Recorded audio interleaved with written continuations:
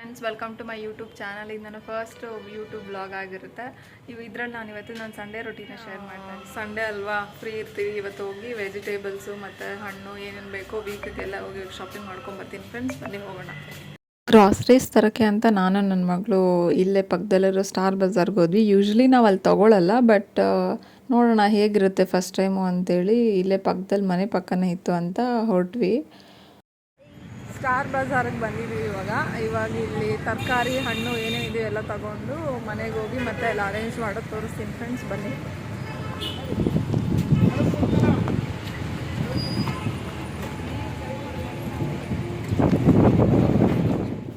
Fruits vegetables ಎಲ್ಲ ತೊಗೊಂಡು ಮನೆಗೆ ಬಂದ್ವಿ. ಪಾಪ ನನ್ನ ಮಗಳು ಹೆಲ್ಪ್ ಮಾಡಿದ್ಲು ನೋಡಿ, ಅವಳು ತೊಗೊಂಬರ್ತಿದ್ದಾಳೆ. ಮನೆಗೆ ಬರೋಷ್ಟರಲ್ಲಿ ಈ ನನ್ನ ಚಿಕ್ಕ ಮಗಳಿದ್ದಾಳಲ್ಲ, ಮನೇನ ಏನು ಅವತಾರ ಮಾಡಿದ್ದಾಳೆ ನೋಡಿ.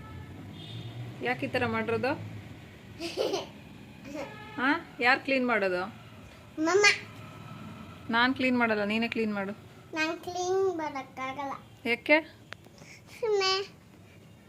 ಎಲ್ಲ ಎತ್ತಿಡು, ಬಾಕ್ಸಲ್ಲಿ ಹಾಕು.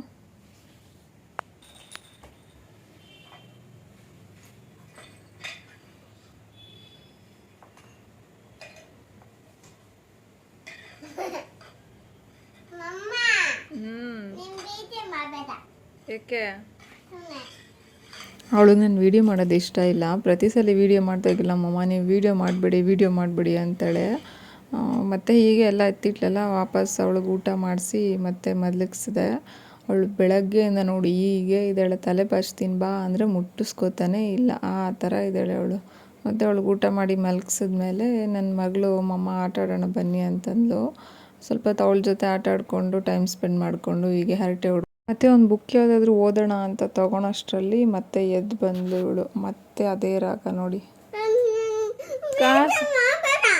ನಾನು ವಿಡಿಯೋ ಮಾಡ್ತಿಲ್ಲ, ಇವಳ ಹತ್ರ ಕೂತ್ರೆ ಏನು ಆಗಲ್ಲ ಅಂತೇಳಿ ಮತ್ತೆ ತಂದಿರೋ ಐಟಮ್ ಎತ್ತಿಡೋದು ಮರ್ತೋಗ್ತೀನಿ ಅಂತ ಹೇಳಿ ಕಾಫಿ ಕುಡ್ಕೊಂಡು ಹಾಗೆ ಕ್ಲೀನ್ ಮಾಡ್ಕೊಂಡು ಫ್ರಿಜ್ಜೆಲ್ಲ ಐಟಮ್ಸ್ನೆಲ್ಲ ವೆಜಿಟೇಬಲ್ಸು ಫ್ರೂಟ್ಸ್ ಏನೇನಿತ್ತು ಅದನ್ನೆಲ್ಲ ಎತ್ತಿಟ್ಟಿದ್ದಾಯಿತು.